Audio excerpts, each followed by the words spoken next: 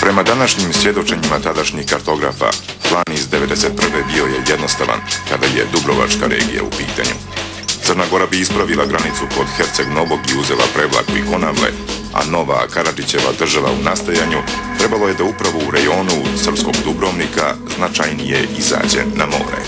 Ono što nije bilo zvanično, ali što se moglo čuti, da kažem, ili pročitati između redova, jeste bila izvjesna priča o tome da se priprema neka multilateralna kompenzacija prostora u tom regionu. Dakle, podsjetit ću vas, to je ipak bilo vrijeme u kojem je još uvijek sa svih strana bila veoma živa teza o mogućem pomjeranju granica unutar ex-Jugoslavije.